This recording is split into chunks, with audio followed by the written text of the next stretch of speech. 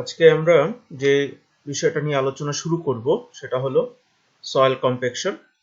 আমাদের সয়েল কম্প্যাকশনের আজকে প্রথম লেকচার। তো সয়েল কম্প্যাকশনের বিষয়ে কথা বলতে গেলে শুরুতেই এটার সাথে রিলেটেড কিছু কথা বলে নিতে হয়। সেটা হলো আমরা সয়েলের ক্লাসিফিকেশন অনুযায়ী জানি আমরা সয়েলের মেজর দুটো classification according to their size, that is coarse grain soil and fine grain soil. Coarse grain সয়েলের ভিতরে আমরা normally gravel and sand, actually স্যান্ডই আমাদের মেইনলি টার্মোলজিতে আমরা ব্যবহার করি স্যান্ড, অ্যান্ড যখন ফাইন গ্রেইন হয় তখন আমরা এটাকে সিল্ট অ্যান্ড ক্লে দ্বারা ডিনোটেড করি। সো আমরা যখন সয়েল কম্প্যাকশন নিয়ে কথা বলবো এটার মানে হলো ডেন্সিফিকেশন অফ সয়েল। সয়েলকে সামহাও আমরা বিভিন্ন টেকনিক বা মেথড অ্যাপ্লাই করে ডেন্সিফাই করব। উদ্দেশ্য হলো একটাই, যে সয়েলকে ডেন্সিফাই করে দিব যাতে সয়েলের ইউনিট ওয়েট বেড়ে যায়, আর সয়েলের ইউনিট ওয়েট বাড়া মানে তার বিয়ারিং ক্যাপাসিটি ইনক্রিজ হওয়া। বিয়ারিং ক্যাপাসিটি ইনক্রিজ হওয়া মানে এটার উপর আমি অধিক পরিমাণে লোড তখন অ্যাপ্লাই করতে পারবো, অথবা যেই লোড অ্যাপ্লাই করতে চাচ্ছি সেই লোডটা আমি কম থিকনেস সয়েল লেয়ার দিয়ে সেটা অ্যাচিভ করতে পারবো।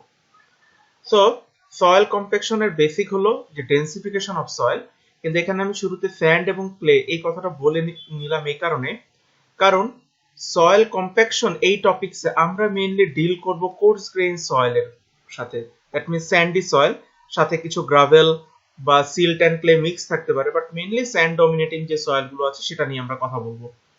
সো সয়েল কম্প্যাকশন টপিকসের আন্ডারে যে টেকনিকগুলো আমরা শিখবো, অ্যাজ ওয়েল অ্যাজ আমরা যে মেথড গুলো করব এবং সয়েলকে ডেন্সিফাই করব, এইগুলো অধিকাংশ বিষয় অ্যাকচুয়ালি ডিল করবে কোর্স গ্রেইন সয়েল বা স্যান্ডি সয়েলের জন্য।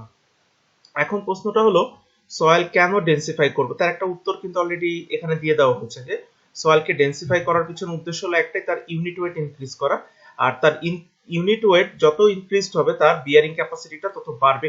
এটা কোর্স গ্রেইন সয়েলের জন্য applicable. Fine grain soil that is ক্লের জন্য সিচুয়েশনটা আবার একটু ডিফারেন্ট। তো এটা আমরা এই সয়েল কম্প্যাকশন টপিকসটা আলোচনার পরেই নতুন একটা টপিকস আলোচনা করব, কনসোলিডেশন অথবা কম্প্রেসিবিলিটি অফ সয়েল, সেখানে আমরা কথা বলবো। সেখানে অবশ্যই ইউনিট ওয়েটের সাথে ক্যাপাসিটি রিলেশন না, আরো কিছু টার্মোলজি আছে। কিন্তু যখনই আমরা কোর্স গ্রেইন সয়েল বলবো, that is related to soil compaction or densification, that is related to increase of unit weight which leads to increment of bearing capacity which is required.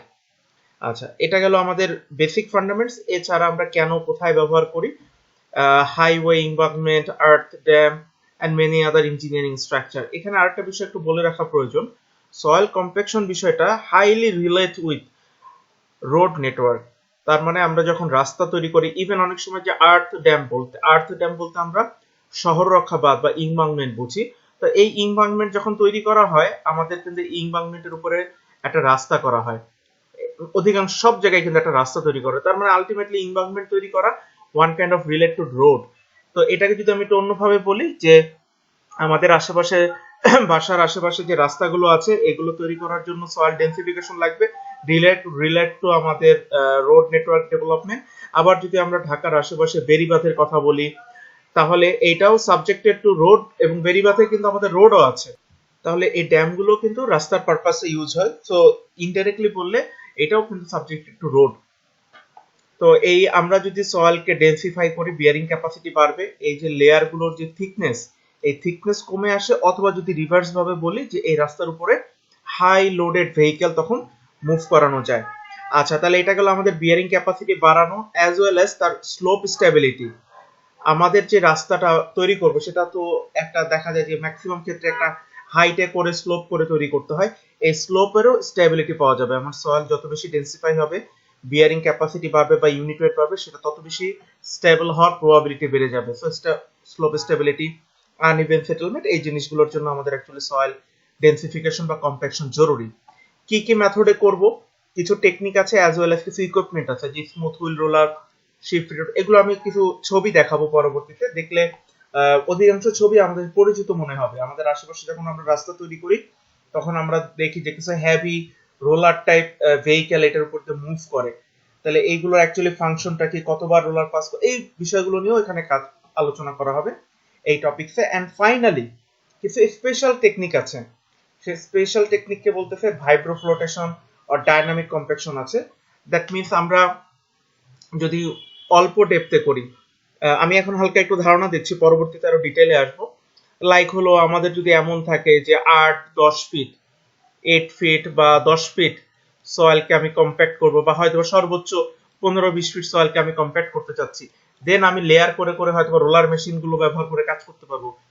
কিন্তু কখনো কখনো আমাদের সিচুয়েশনটা এমন হয় যে বিশেষ করে এগুলো ফিলিং সয়েলে, লাইক কোনো নদীর পাশে বড় বড় প্রজেক্ট গুলো কিন্তু অ্যাবান্ডেন্ট জায়গায় হয়, যে নদীর পাশে পতিত জমি, অথবা হয়তোবা এখানে ক্ষেত হতো, বা অথবা বিলের পাশে এই জায়গাগুলো পতিত জমি পরবর্তীতে ভরাট করা হয়। এই সকল প্রজেক্টে অনেক সময় দেখা যায় যে 70-80 ফিট পর্যন্ত সয়েলকে কি করার প্রয়োজন পড়ে, ডেন্সিফিকেশনের প্রয়োজন পড়ে।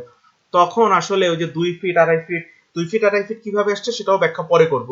2 ফিট 2.5 ফিট করে যদি লেয়ার করি, তাহলে এখানে দেখা যাবে যে আমাদের 30-35টা লেয়ার, তারপরে এই রোলার, মানে ইটস এ হিউজ টাস্ক। তো এই সকল কেসগুলাতে দেখা যায় যে আমরা ভাইব্রো ফ্লোটেশনের মতো কিছু আধুনিক পদ্ধতি ব্যবহার করে পুরো সয়েলটাকে ডেন্সিফাই করে ফেলি। সো আমাদের এই টপিকসে কি কি বিষয় নিয়ে আলোচনা হবে, আমরা কিছুটা ধারণা পেয়ে গেলাম যে কেন ডেন্সিফাই করব, ডেন্সিফাইয়ের কিছু টেকনিক অ্যাজ ওয়েল অ্যাজ যে ইকুইপমেন্ট গুলো ব্যবহার করা হয়, এবং কিছু স্পেশাল টেকনিকও শিখবো, এবং যেটা আমাদের অ্যাচিভ করার টার্গেট সেটা অ্যাচিভ হয়েছে কিনা সেটাও ক্রস চেক করার মেথোডোলজি আমরা এখানে শিখবো এই টপিকসের আন্ডারে। আচ্ছা, তো চলে যাই অ্যাকচুয়ালি এই সয়েল ডেন্সিফিকেশন বা কম্প্যাকশন, এই ফান্ডামেন্টসটা যে বিষয়ের উপর দাঁড়িয়ে আছে সেটা নিয়ে একটু আলোচনা করি। এটার জন্য আমাদের নিচে একটু চলে যাব, আমি একটা গ্রাফে চলে যাব, সেই গ্রাফের মাধ্যমে আমি এটাকে রিপ্রেজেন্ট করব। এবং এখানে একটা নাম আমরা দেখতে পাচ্ছি, প্রক্টর। তো সায়েন্টিস্ট প্রক্টরের নাম অনুযায়ী এটা নামকরণ করা হয়েছে, এবং এটা আমরা আমাদের 344 ল্যাবেও করব, আমাদের যে জিওটেকনিক্যাল সেশনাল আছে সেখানেও আমরা করব। তো আমি শুরুতে গ্রাফে চলে যাই।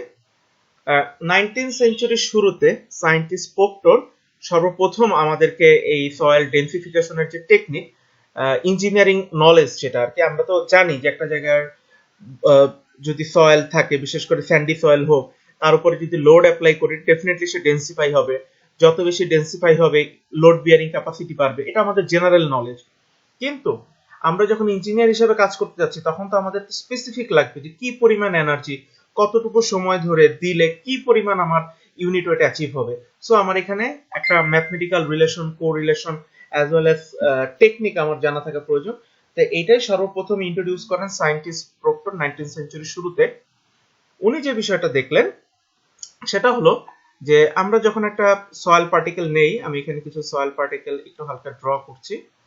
আমাদের নরমালি কোর্স গ্রেন সয়েল গুলো অ্যাঙ্গুলার, সাব অ্যাঙ্গুলার এরকমই হয়।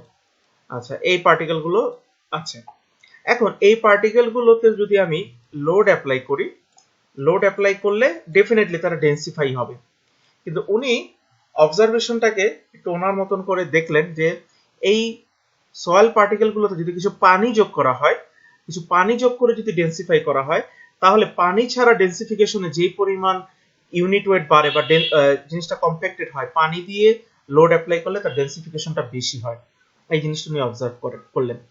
এখন কেন হয় সেটার ব্যাখ্যা উনি দিয়ে দিয়েছেন। সেটা হলো, ফার্স্টে এখানে আমার ময়েশ্চার নেই, ময়েশ্চার ছাড়া যদি আমি ডেন্সিফাই করি, এই প্রত্যেকটার সারফেস আমরা দেখতেছি ইরেগুলার।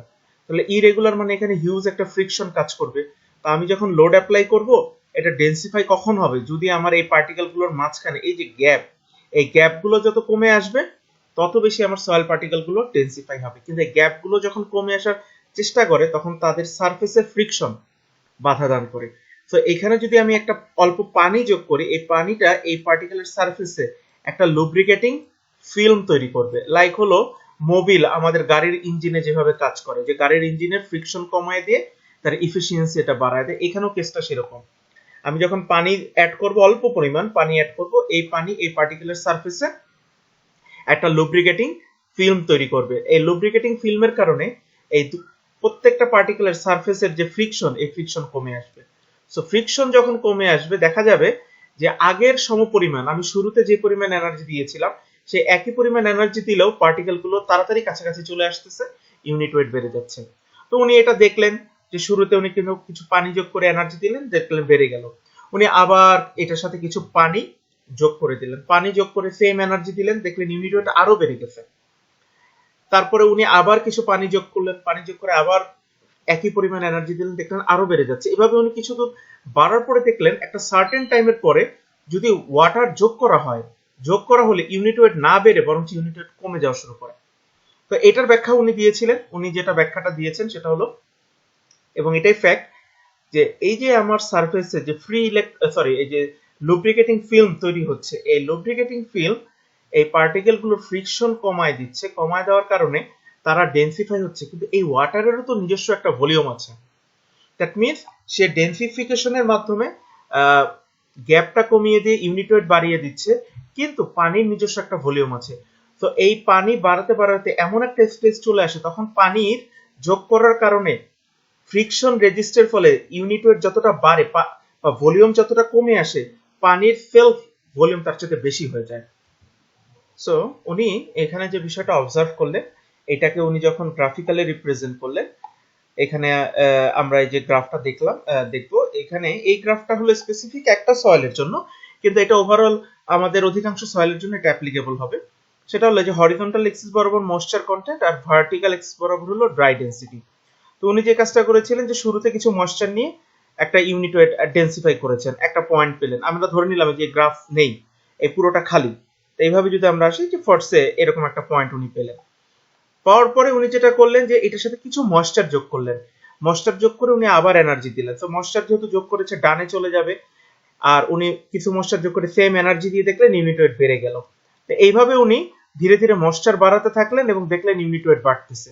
সো এইভাবে উনি করলেন, করার পর একটা সার্টেন টাইমে গিয়ে উনি দেখতেছেন যে আরো পরিমাণ যদি ময়েশ্চার বাড়ানো হয় তাহলে ইউনিট ওয়েট না বেড়ে কমে যাচ্ছে। তার ফিলোসফিটা কি অলরেডি আমরা এখানে আলোচনা করেছি, যে লোড অ্যাপ্লাইয়ের ফলে তার পার্টিকেলের মধ্যবর্তী গ্যাপটা কমে গিয়ে যে ডেন্সিফিকেশনটা হচ্ছে, তার চেয়ে পানি নিজস্ব ভলিউম বা পানির ভলিউমটা বেশি হয়ে যাচ্ছে। সুতরাং যে পরিমাণ ভলিউম রিডিউস হচ্ছে, পানির ইটসেলফ ভলিউম তার চেয়ে বেশি হয়ে যাওয়ার কারণে টোটাল সিস্টেমের ইউনিট ওয়েট না কমে বরং ইউনিট ওয়েট বেড়ে যাচ্ছে।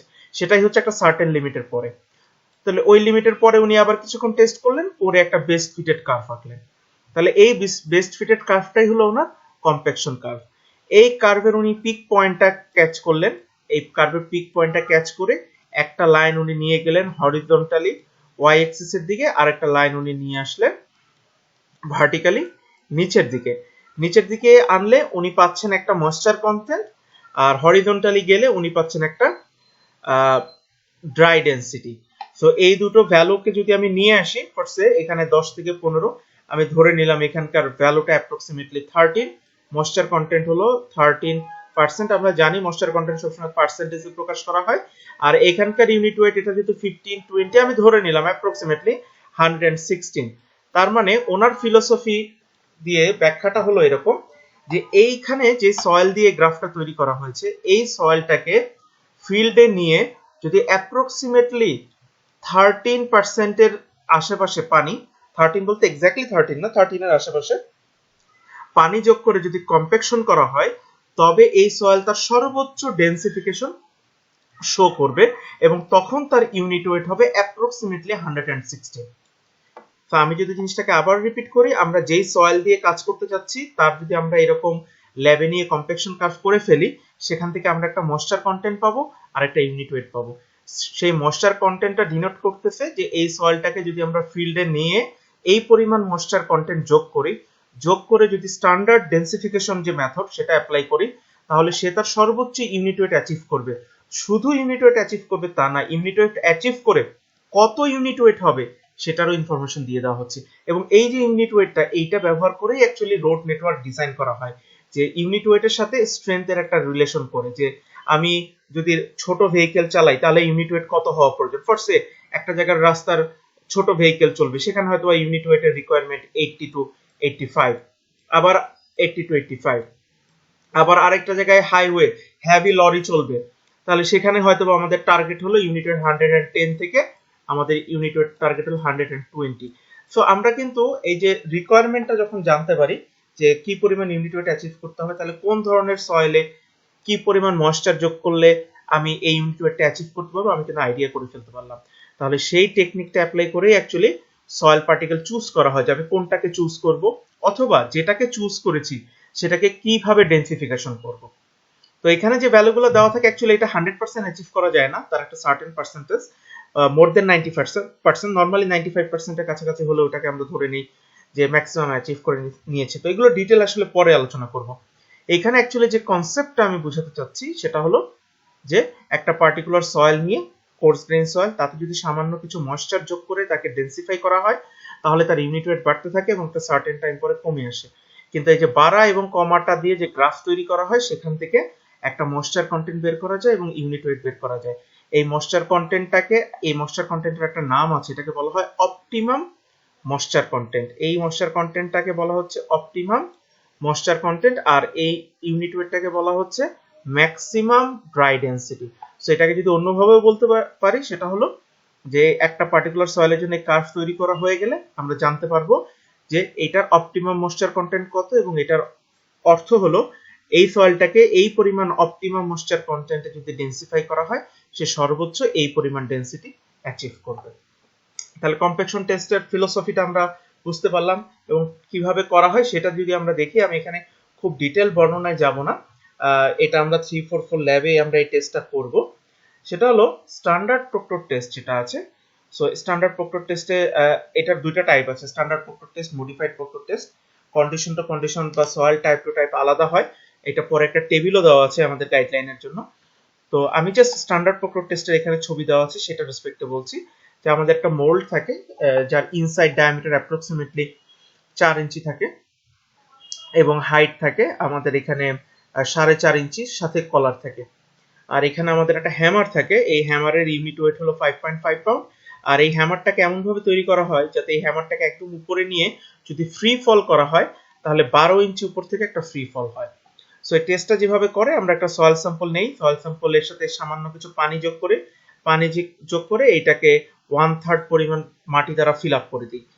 মাটি দ্বারা ফিল আপ করে এই হ্যামার দ্বারা স্ট্যান্ডার্ড প্রক্টর টেস্টে 25টা করে স্ট্রোকস দেই আমরা, 25 বার এই ফ্রি ফল করাই। করানোর পর আবার আমরা 1/3 পরিমাণ সয়েল স্যাম্পল দেই, দিয়ে আবার 25টা স্ট্রোক, আবার 1/3 সয়েল স্যাম্পল দিয়ে 25টা স্ট্রোক। এই 25টা স্ট্রোক দেওয়ার পরে এখানের সয়েল স্যাম্পলটাকে নেওয়া হয়, নিয়ে যে কাজটা করা হয় সেটা হলো খালি মোল্ডের ওয়েট আগেই বের করা থাকে আর সয়েল সহ মোল্ডের ওয়েট নেওয়া হয়। দুটাকে যদি বিয়োগ করা হয় তাহলে এই মোল্ডের ভিতরে যে সয়েল তার ওয়েট জানা যায়, আর আমাদের এই মোল্ডের ইন্টারনাল ভলিউম আমাদের জানা আছে, যেহেতু ডায়ামিটার এবং হাইট জানি আমরা জানতে পারবো। সো ওয়েট বাই ভলিউম করে দিলেই আমরা অ্যাকচুয়ালি পেয়ে যাই কি ইউনিট ওয়েট। আর এই ইউনিট ওয়েটকে ময়েশ্চার কন্টেন্ট দ্বারা ভাগ করে দিলেই আমরা অ্যাকচুয়ালি ড্রাই ডেনসিটি পেয়ে যাই। তো এইভাবে আসলে এই টেস্টটা কমপ্লিট করতে হয়। এই টেস্টটা 3-4 বার, শুরুতে কিছু পানি যোগ করার ফলে দেখা যায় একটা ইউনিট ওয়েট আসে, এরপরে দেখা যায় আবার একটু পানি যোগ করলে ইউনিট ওয়েট বাড়তে থাকে, এভাবে বাড়তে একটা সার্টেন টাইমের পরে দেখা যায় ইউনিট ওয়েট ফল করে। তাহলে কি পরিমাণ ময়েশ্চারে কি পরিমাণ ইউনিট ওয়েট আসছে সে ভ্যালুগুলোকে নিয়ে আমরা যদি এইখানে যে আমরা গ্রাফটা দেখেছি এরকম যদি একটা গ্রাফ তৈরি করে ফেলতে পারি তাহলে সেখানকার পিক পয়েন্ট থেকে আমরা ম্যাক্সিমাম ড্রাই ডেনসিটি এবং অপটিমাম ময়েশ্চার কন্টেন্ট অ্যাচিভ করতে পারবো। আরো ডিটেইল আমরা 344 সেশনালে দেখব।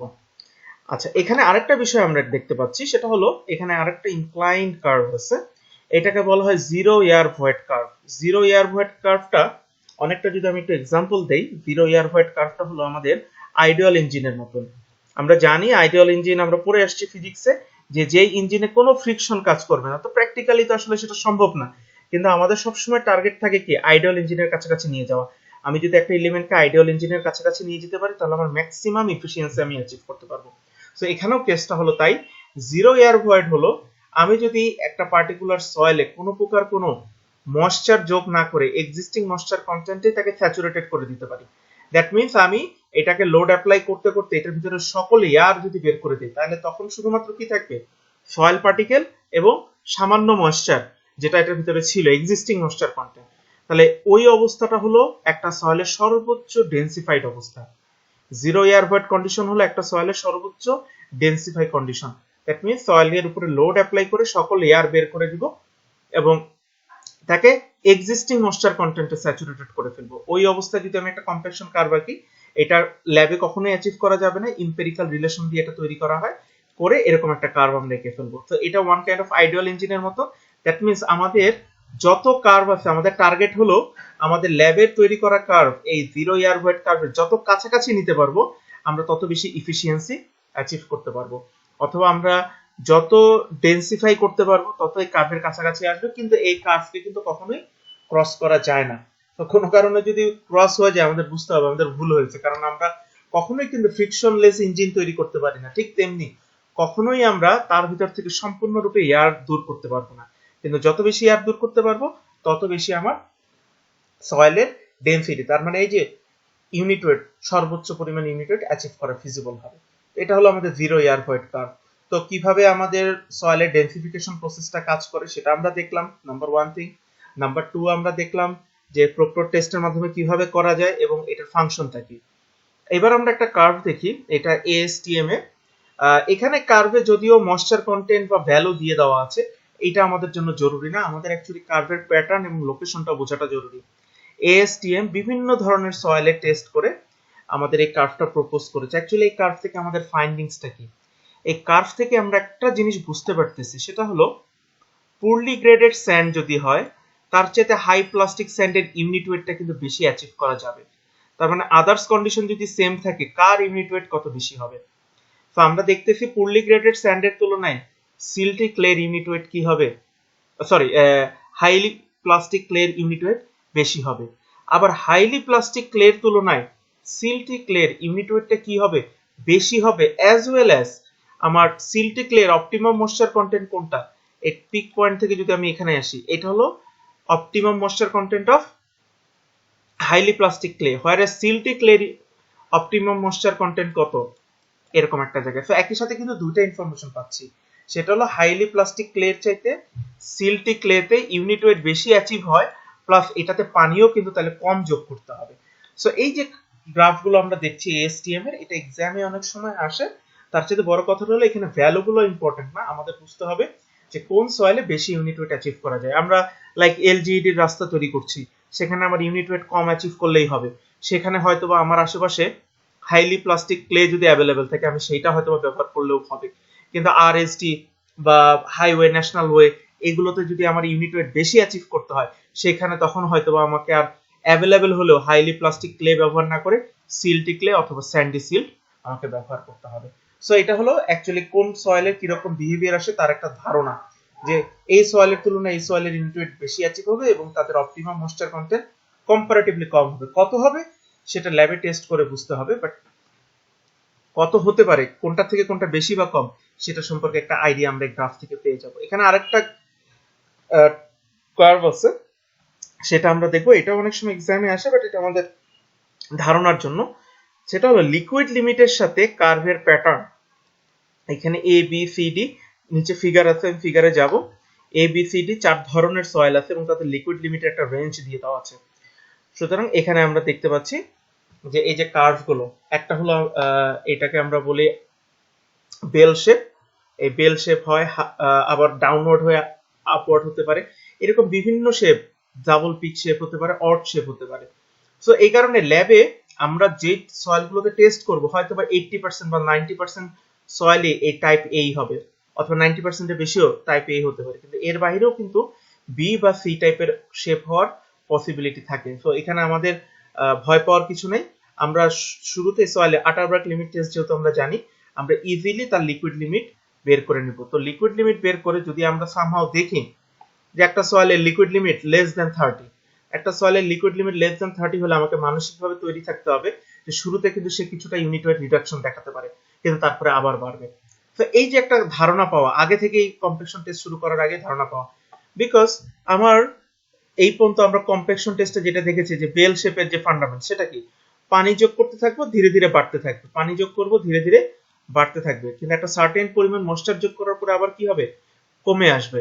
তা এখন আমি যদি দেখা গেল যে আমার লিকুইড লিমিট 30 এর কম, টেস্ট করা শুরু করলাম, শুরুতেই দেখাচ্ছি ইউনিট ওয়েট কমে যাচ্ছে, আমি হয়তো চিন্তা করলাম যে না, যে পরিমাণ ময়েশ্চার দিয়ে দিছি এটা অতিরিক্ত হয়ে গেছে, এখন আমাকে সয়েল স্যাম্পলটাকে শুকায় আবার টেস্ট করতে হবে। কারণ আমি এখন যদি টাইপ এ এর চিন্তা করি, যত ময়েশ্চার বাড়াবো ততই কত আসবে, কমতে থাকবে। কিন্তু টাইপ বি কি বলতেছে যে লিকুইড লিমিট যদি 30 এর কম হয় তাহলে শুরুতে কিছুটা কমতে পারে, কিন্তু তুমি ময়েশ্চার বাড়িয়ে যাও এবং টেস্ট অগ্রসর হও, দেখবা যে এর পরের ভ্যালুগুলো আবার বাড়বে, কিন্তু তারপরে আবার কিন্তু ফল করবে। সো এই টাইপগুলো আমাদের অ্যাকচুয়ালি মনে রাখতে হয় যে প্যাটার্ন বোঝার জন্য, আমাদের কাজে ভুল হচ্ছে কিনা সে বিষয়টা আন্ডারস্ট্যান্ডিং করার জন্য আর কি।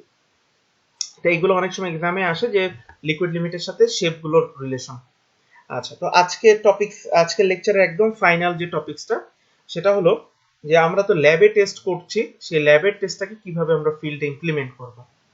তো এখানে শুরুতেই একটা জিনিস বলে নিতে চাই, সেটা হলো ল্যাবের ভ্যালুটা কিভাবে আমরা ক্যালকুলেশন করব সেটা আগে জানি, তারপরে হলো ল্যাবের ভ্যালুটাকে কিভাবে আমরা ফিল্ডে ইমপ্লিমেন্ট করব। এখানে আমরা ল্যাবে যে মোল্ডটা নিয়েছিলাম, সেই মোল্ডে যদি আমরা কি পরিমাণ এনার্জি অ্যাপ্লাই করতেছি সেটা যদি বের করতে চাই, তাহলে এখানে আমরা পাচ্ছি সেটা হলো number of blows per layer. তো আমরা জানি স্ট্যান্ডার্ড প্রক্টর টেস্ট হলে কত, নাম্বার অফ ব্লোস হলো 25, number of layers standard proctor test হলে তখন আমরা এখানে ভ্যালুটা দিব কত, 3। হাইট অফ হ্যামার আমরা যদি ইউনিটটাকে ইঞ্চিতে রাখতে চাই তাহলে এখানে 12 দিব, ফিট নিতে চাইলে 1 দিতে বা মিলিমিটার বা মিটার যেটাই করতে চাই ইউনিট সেভাবে করতে হবে। হাইট ওয়েট অফ হ্যামার, এখানে একটা ভুল বলেছি আমি, ওয়েট অফ হ্যামার আমি এখানে যদি পাউন্ডে রাখতে চাই তাহলে 5.5 পাউন্ড, কেজিতে রাখতে চাইলে সেভাবে বা কিলোনিউটনে রাখলে সেভাবে। আর হাইট অফ হ্যামার এখানেও ওই একই কথা, মিটার মিলিমিটার ফিট ইঞ্চি যেটাই রাখতে চাই। আর এরপরে আসতেছে আমার ভলিউম অফ মোল্ড। তবে এখানে একটা জিনিস খেয়াল রাখতে হবে যে হাইট অফ হ্যামার যেই ইউনিটে রাখতে হবে আমার ভলিউম অফ মোল্ডও যেন একই ইউনিটে থাকে, আদারওয়াইজ কিন্তু আমাদের ক্যালকুলেশনটা ভুল হবে। সো এই ভ্যালুগুলো কিন্তু সবই আমাদের নোন ভ্যালু, কারণ আমরা ল্যাবে এই টেস্টটা করব। তাহলে এই ভ্যালুগুলোকে যদি আমরা ইমপ্লিমেন্ট করি তাহলে অ্যাকচুয়ালি যে ইনফরমেশনটা আসে, আমি এখানে ভ্যালুর দিকে তাকাতে বলছি না, আমি এখানে ইউনিটের দিকে, সেটা হলো kilo newton metre per metre cube. তার মানে প্রতি মিটার কিউবে আমি কি পরিমাণ এনার্জি এখানে অ্যাপ্লাই করেছি, অথবা যদি একটু অন্যভাবে বলি, kilo newton per metre square, প্রতি স্কয়ার মিটারে আমি কত কিলো নিউটন করে লোড অ্যাপ্লাই করেছি, এটা কিন্তু চলে আসলো। সো আমি ল্যাবে যদি একটা কম্প্যাকশন টেস্ট করি, আমি আগের উদাহরণটা দিয়ে যদি বলি, আমাদের অপটিমাম ময়েশ্চার কন্টেন্ট লেকচারের শুরুতে যেটা ছিল ডায়াগ্রাম, ওইটা রেসপেক্টে যে 13% পেয়েছিলাম ময়েশ্চার কন্টেন্ট, ইউনিট ওয়েট পেয়েছিলাম কত, 116 ম্যাক্সিমাম। এখন প্রশ্নটা হলো যে এখান থেকে আমরা পেলাম যে আমরা যদি ফিল্ডে গিয়ে পার মিটার স্কয়ারে 600 কিলো নিউটন পরিমাণ লোড অ্যাপ্লাই করতে পারি, তাহলে 13% পানি যোগ করে পার স্কয়ার মিটারে যদি 600 কিলো নিউটন পরিমাণ লোড অ্যাপ্লাই করতে পারি, তবে তার ইউনিট ওয়েট হবে কত, 116। সো এটা তো আমরা ল্যাব থেকে আইডিয়া পেলাম, ফিল্ডে কিভাবে করব। ফিল্ডে বিষয়টা হলো আমরা আসলে ফিল্ডে তো একটা রোলার মেশিন দিয়েই করবো। সো আমি যদি এখানে একটা রোলার মেশিন আঁকি, এখানে যদি একটা রোলার মেশিন এঁকে নেই, তাহলে এই রোলার মেশিনের একটা সেলফ ওয়েট আছে, সেই সেলফ ওয়েটটাকেও যদি আমরা কিলো নিউটনে কনভার্ট করি, তাহলে কিলো নিউটনে যদি আমরা রোলার মেশিনটাকে কনভার্ট করি, তাহলে রোলার মেশিন এখানে মাটির যে জায়গাগুলোতে টাচ করে আছে তাহলে তার সারফেস এরিয়া আমরা বের করতে পারবো, এবং স্ট্রেসটা এরকম ডিস্ট্রিবিউটেড হয়ে যাবে, এই নিচের দিকে ডিস্ট্রিবিউটেড হয়ে যাবে, মাটির নিচে ডিস্ট্রিবিউটেড হবে। কতটুকু নিচ পর্যন্ত ডিস্ট্রিবিউটেড হবে, এটাকে আমরা অ্যাপ্রক্সিমেটলি 1.5 ফিট থেকে ম্যাক্সিমাম 3 ফিট, 2 থেকে 2.5 ফিট ধরাটাই স্ট্যান্ডার্ড, সর্বোচ্চ আমরা 3 ফিট ধরি। কেন 1.5 থেকে 3 ফিট ধরি পরে ব্যাখ্যা দিব। তাহলে এখান থেকে আমরা যদি স্ট্রেসটা ডিস্ট্রিবিউট করে দেই, তাহলে এখানে কিন্তু আমরা একটা সারফেস এরিয়া পেয়ে যাচ্ছি, এই 1.5 থেকে 3 ফিট নিচে একটা সারফেস এরিয়া পেয়ে যাচ্ছি। সো এই পরিমাণ লোড এই সারফেস এরিয়ার ভিতরে কাজ করতে হবে, যার ভ্যালু হতে হবে কার সমান, এই এনার্জির সমান। তাহলে আমি যদি এই দুটাকে সমান বলি তাহলে আমার ইকুয়েশনটা কি আসে, ইকুয়েশনটা হলো এখানে আমি এরিয়া পেয়ে যাচ্ছি, এরিয়ার জায়গায় এরিয়া থাকবে, আর এখানে আমার কিলো নিউটন আকারে কি চলে আসতেছে, ইকুইপমেন্টের লোড চলে আসতেছে। তার সাথে যদি এখন আমি একটা জিনিস মাল্টিপ্লাই করে দিই, নাম্বার অফ পাসেস, যে এই রোলার মেশিনটাকে আমি কয়বার রোল করব সেটা যদি গুণ করে দিই, তাহলে দেখা যাচ্ছে আমাদের এই দুটো ইকুয়েশনের ভ্যালু কি হতে হবে, সমান হতে হবে। এবার যদি এদেরকে আমি কোরিলেট করি, কি দাঁড়াচ্ছে, একদিকের ভ্যালু কত, 600, আর এইদিকে এরিয়া নোন, কারণ এটার সারফেস আমি জানি, সারফেস থেকে এরিয়া বের করে ফেলতে পারবো। ইকুইপমেন্টের লোড কত সেটাও আমার নোন, কিলোমিটার, শুধু আননোন কি, নাম্বার অফ পাসেস। সো এই দুটোকে যদি সমান লিখে ফেলি, নাম্বার অফ পাসেস পেয়ে যাব। ধরে নিলাম নাম্বার অফ পাসেস পেয়ে গেলাম 9। তাহলে এই কথাটার মানে হলো যে ইকুইপমেন্ট দিয়ে আমি রোল করতে চাচ্ছি সেই ইকুইপমেন্টটাকে ফিল্ডে এনে এতে অ্যাপ্রক্সিমেটলি 13% পানি যোগ করে দিয়ে এই ফিল্ডে এসে ইকুইপমেন্টটাকে এনে সয়েলে 13% পানি যোগ করে এই ইকুইপমেন্টে যদি 9 বার রোলার পাস করা হয় তাহলে সয়েল তার ইউনিট ওয়েট অ্যাপ্রক্সিমেটলি সর্বোচ্চ অ্যাচিভ করবে হুইচ ইজ 116 বা 116 এর আশেপাশে। তাহলে দিস ইজ দ্য টেকনিক। আমি ল্যাবে টেস্ট করব, ল্যাবে টেস্ট করে আমি অপটিমাম ময়েশ্চার কন্টেন্ট পাবো, ম্যাক্সিমাম ইউনিট ওয়েট পাবো, আর এখান থেকে নাম্বার অফ রোলার পাসেসের একটা কোরিলেশন করব, করে ফিল্ডে আমি এই ময়েশ্চার কন্টেন্ট অ্যাপ্লাই করে এতবার রোলার পাস করে আমি সেই ইউনিট ওয়েটটা অ্যাচিভ করব। এইভাবে অ্যাকচুয়ালি আমাদের কাজগুলোকে লিঙ্ক আপ করতে হয়। তবে এখানে যে বিষয়গুলো লেখা আছে সেটা অ্যাকচুয়ালি অ্যাচিভ হয়েছে কিনা সেটা আবার টেস্ট করার মেথড আছে, যেটা আমরা এই চ্যাপ্টারের শেষের দিকে পড়ব, পরবর্তীতে পড়ব। আবার এখানে বললাম যে 116ই আসলে অ্যাচিভ হয় কিনা, না হয় না, কিছু কম বেশি হয়, তখন এই জিনিসগুলোকে অ্যাড্রেস করতে হয়। তো আজকের লেকচারটা এখানে শেষ করছি। পরবর্তীতে আমরা আরো যে স্টেপগুলো আছে, যে অপটিমাম ময়েশ্চার কন্টেন্ট 13 বলতে 13 কিনা, তারা আশেপাশে নেওয়া যায় কিনা, বা ইউনিট ওয়েট 116 বলতে আদৌ সেটা অ্যাচিভ করা যাবে না কম, কত, কিভাবে এই জিনিসগুলো অ্যাড্রেস করা হয়, এই বিষয়গুলো নিয়ে আলোচনা করা হবে।